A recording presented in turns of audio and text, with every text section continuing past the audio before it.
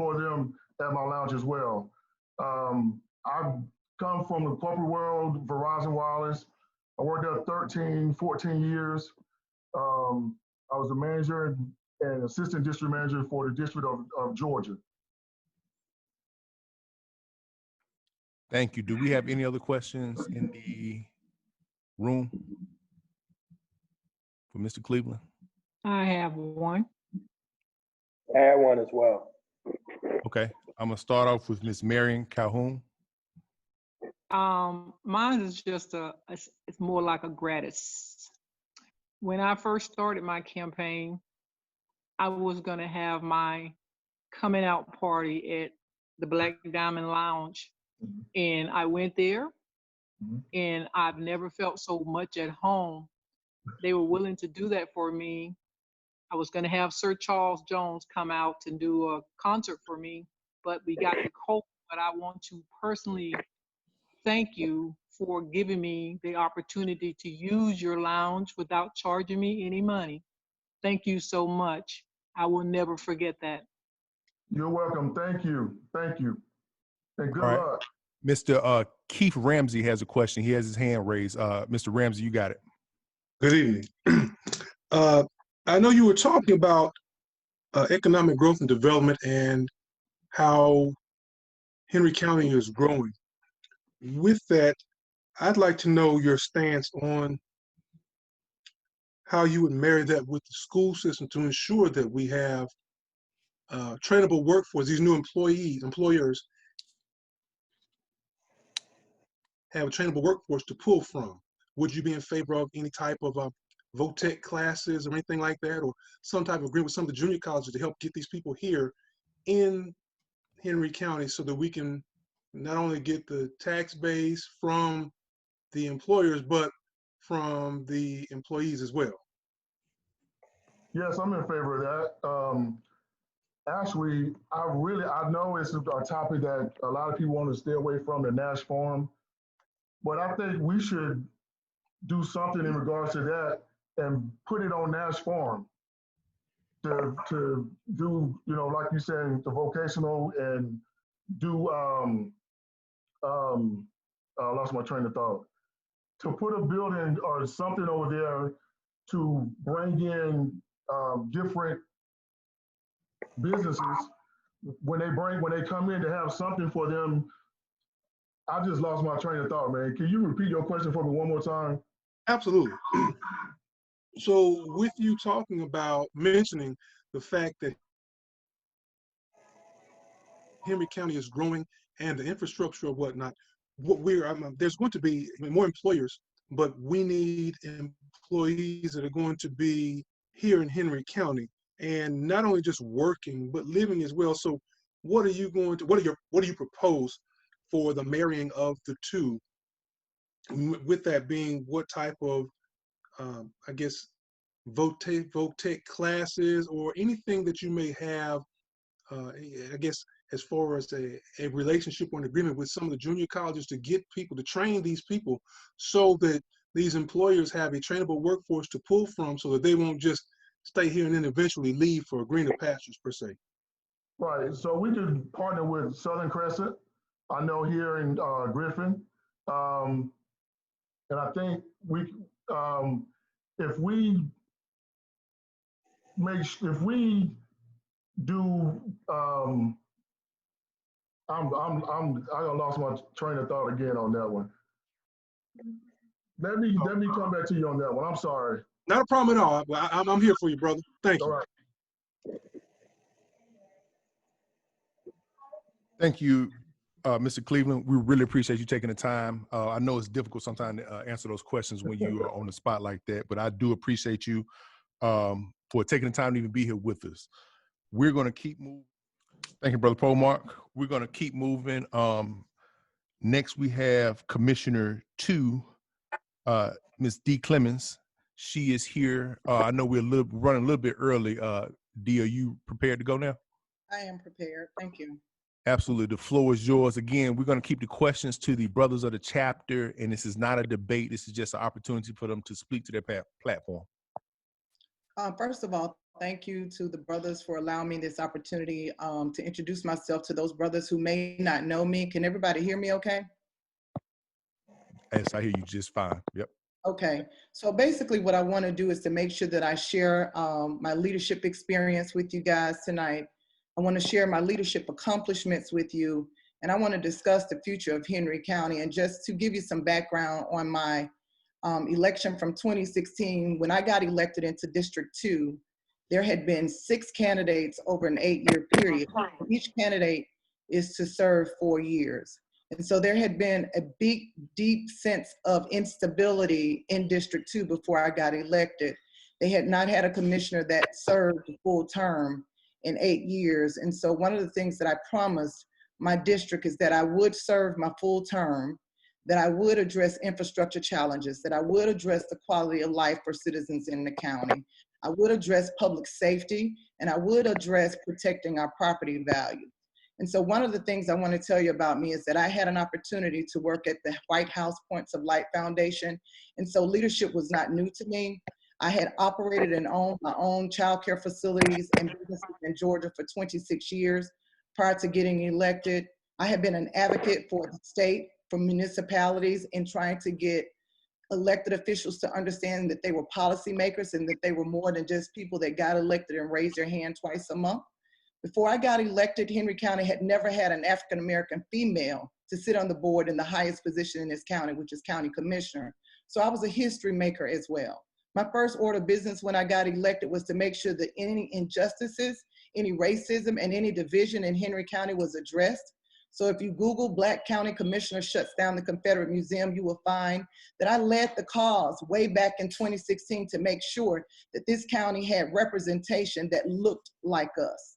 So first of all, I want to say that I'm strong enough to be in office, I'm educated enough to be in office, and I have a track record of proven leadership in office. There's 2 people running against me, and you say, Dee, you've done so much. Why would they run against you? I know that one opponent filed a frivolous complaint against me as soon as I got elected in 2017. She said that I had invested $20,000 in my own campaign, and she wanted a forensic audit on where did that Black girl get her money from, because there's no way she could have invested $20,000 in her own campaign. So she's running against me because she's been against me from day one. My other opponent is running against me because, and I want to hear what my opponents have to say. I want to know, why would anybody run against me after I've risked so much to be in office, and I've done so much while I was in office. And I think that the thing is that people have to understand the role and responsibility of the county commissioner. Yes, I'm the county commissioner of District 2. That means everything on the west side from 138 down to Tanger Outlet. If you go down 75 South and you exit and go to the right, that's District 2. My priority, my commitment, and my faith has been in restoring District 2. There are 4 cities in the county. Each city has their own budget and their own government. And so the mayors may not endorse Dee Clemmons because Dee Clemmons spends money in the unincorporated area because the cities have their own budget. There's a question about Cochran Park. Cochran Park is not in District 2. Cochran Park is in District 5. District 5 decides what they want to do with their park. And what I do is I look at my votes and I base them on business plans. So when we looked at Cochran Park and there was a vote on Cochran Park, I voted that the city of Stockbridge would take the park and be completely responsible for their park, with the county fully operating and funding the park. When they didn't want to do that, I knew that going forward, they would still have the same battle. So my job was to make sure that I enforce policies, procedures, and spend county funds in unincorporated Henry County. So I just wanted to address those issues, but I can go on and on about the infrastructure challenges. People say the infrastructure challenges are bad in Henry County. Yes, they are. But every exit when you get off in Henry County is a state road. From 138 to Jodico to Jonesboro Road to 212, 216, and 218. When you get off of those interstates and you make a right, you're on state-owned property. All of the intersections that are in District 2 were on the list by the state to be funded by the state. We have one particular project. It's called the Western Parallel Connector.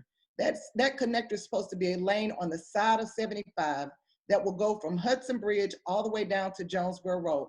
I was responsible for going down to the Capitol. I was responsible for sitting with the State Department of Transportation and increasing and expediting that project. Why did the project sit so long, Dee? The project sat so long because that project was brought up 10 years ago and they put $40 million in the project. Well, if you look at a project 10 years later, the project that was supposed to have $40 million is now in need for $80 million. So what did I do? I went to those landowners. I asked those landowners to donate the right-of-way to their property, which equal up to the difference that we needed to expedite the property so that we can get it expedited.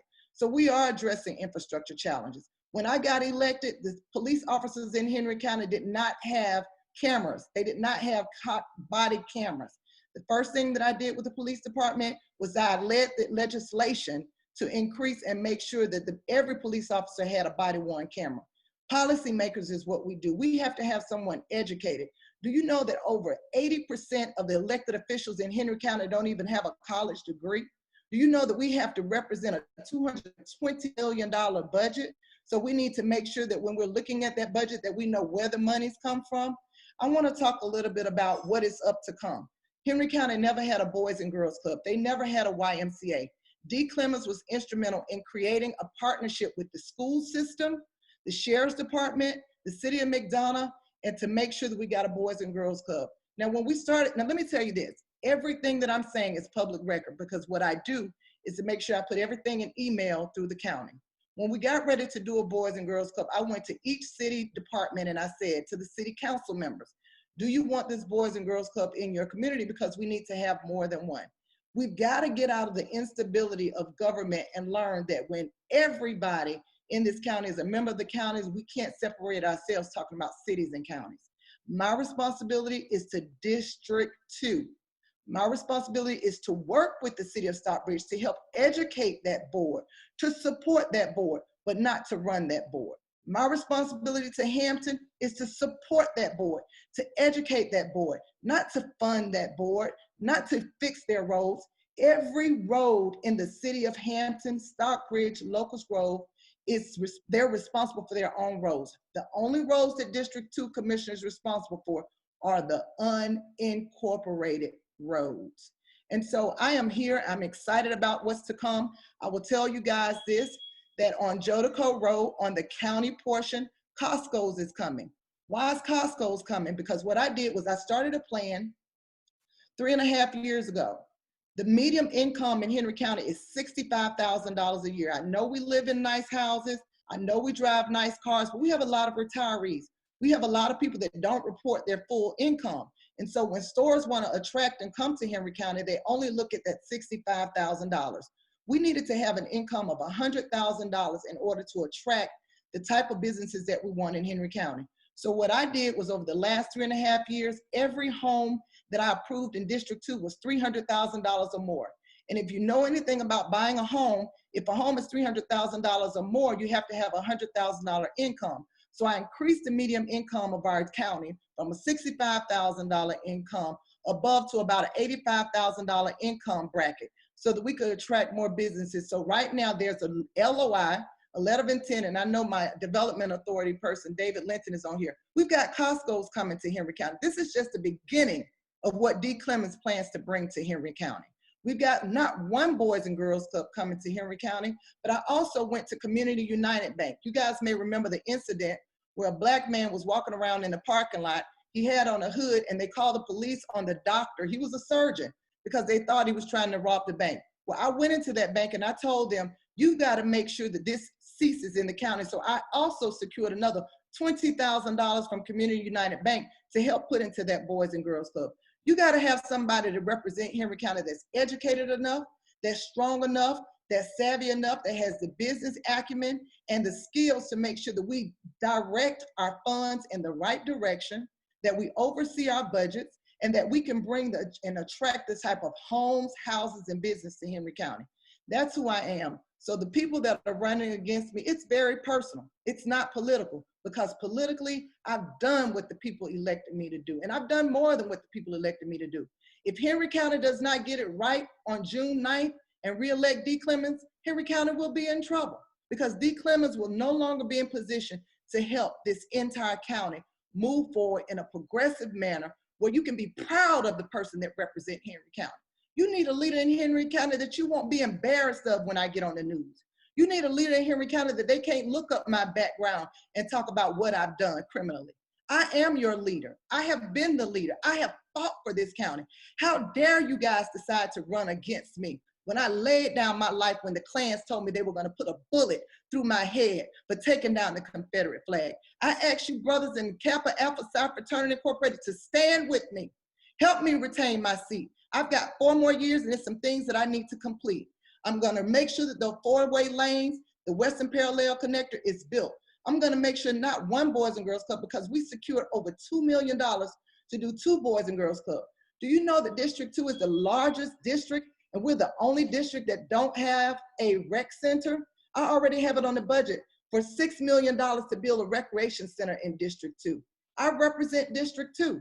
I don't represent the city limits of Stockbridge because they have their own commission, their own council. Hampton has their own council. Locust Grove has their own council, and McDonough has their own council.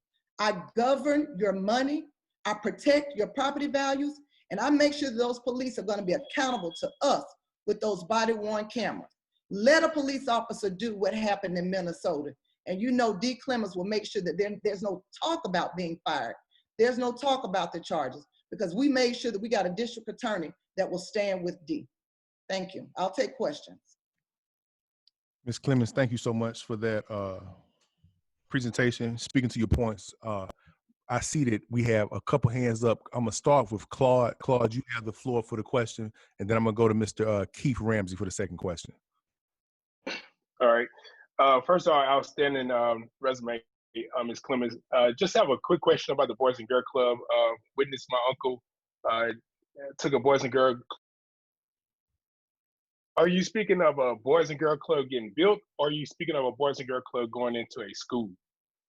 So let me tell you this. Of course, you know, there are several models for Boys and Girls Club. There are models where they go into schools for the after-school programs, and then there are standalone buildings. I'm a product of the Boys and Girls Club. I also worked for the Boys and Girls Club for several years. And so what we have in Henry County is we've already funded. This is not a promise that Boys and Girls Club is coming. Boys and Girls Club has been 100% funded for the next 3 years. The school system, I negotiated with the school system that they would give the Boys and Girls Club a building. So we already have the building. The building is going to be at the old Henry County Middle School. We had planned to open this summer. We've already selected our board of directors. I do have, and we need to add some more men on that board of directors, but I have judges that are on there. I'm actually the chair of the board of directors for the Boys and Girls Club. So we have the building that is funded. It's going to be an after-school program in an old school building, but it is not a school-based program where it's just held after school. The second facility, I'm working with the city of McDonough. The city of McDonough has given me monies for the next 3 years to support this club. We're building a $2 million facility on a park that sits in the city of McDonough, but they have worked very close with me as a commissioner to make sure that they would donate the property, and then the county is putting $2 million up to build the facility. So I hope that answers your question. We're not gonna be a school-based, we're gonna be independent, standalone, and the reason we're doing 2 is because I wanted to assure that it was one on the east side of the county, which is over by the square, which is not District 2, and then the other one will be on the west side of the county by Oakland Elementary School, which is one of the worst schools in the county. It has the lowest performance, and it's on the lowest performing schools in the state. That area is down there by the JCPenney's, the Dave & Buster's, all of that area. That's a hard, really big transient population. That's an area where people are really moving in and out, not a lot of home ownership. So we're putting one in that area. So we just didn't decide to put them up, but I really did a lot of homework and created a steering committee to make sure that we put them in the right areas. Thank you for that answer. I'm going to take this question from Mr. Keith Ramsey. Good evening, Ms. Clemmons, and thank you for taking my question.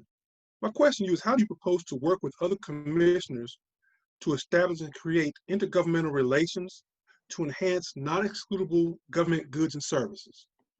So let me explain something to you. When you said work with other commissioners, Dee cannot get anything done without the majority vote. The way the commission works is it's 6 of us on the council, on the commission, and you have to have the majority vote to get things done. everything that I've talked about, that I initiated, that I brought to the board, that I was able to get done, was because it was the right thing to do for Henry County.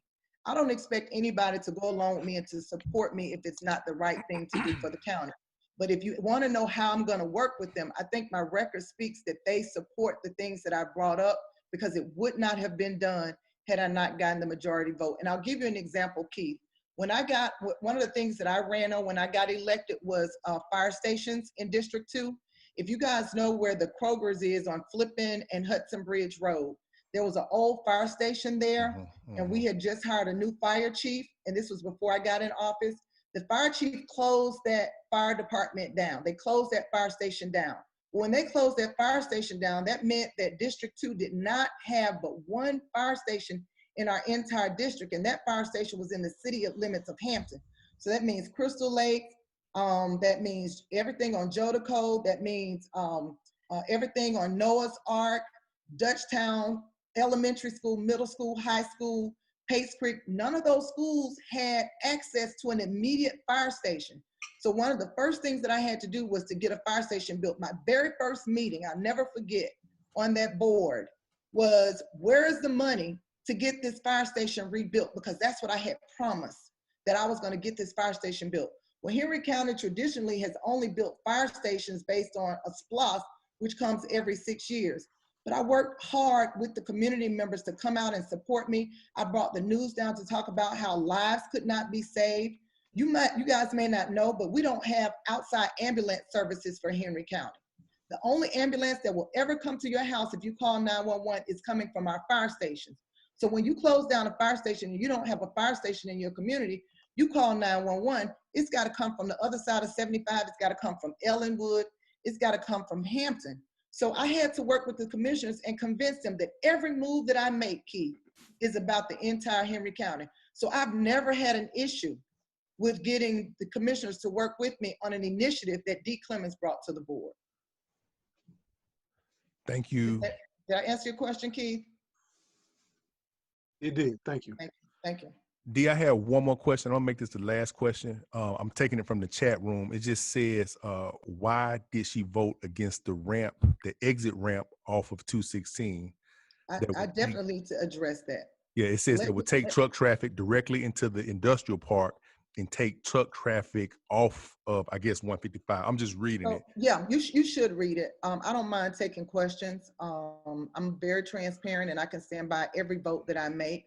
Let me just give you, but I have to educate you so you know what this question is about and what's happening. Henry County over 6 years ago voted to put $5 million on the table of SPLOST dollars. This is not dollars that came from the taxes that we collected. It actually comes from sales throughout the county. Well, that $5 million is to go towards the building of an interchange. This interchange is a federal highway interchange. The interchange will cost over $130 million. The $5 million, when I voted against it, was to be spent for a consultant to consult on how they would build this interchange. Now, let me tell you a little history about this interchange, because of course I did my research on it. The interchange is an interchange that is owned by the federal government, and based on where the interchanges are, so 212, 216, 218, they want to build it between there. There's a letter that came from the Federal Highway Authority and said there wasn't enough exits, enough land, enough mileage between 212 and 218 to build another interchange. That the county had to prove, do a design and do all of this work to prove that they could put an interchange there. And secondly, that it had to be on the TIP.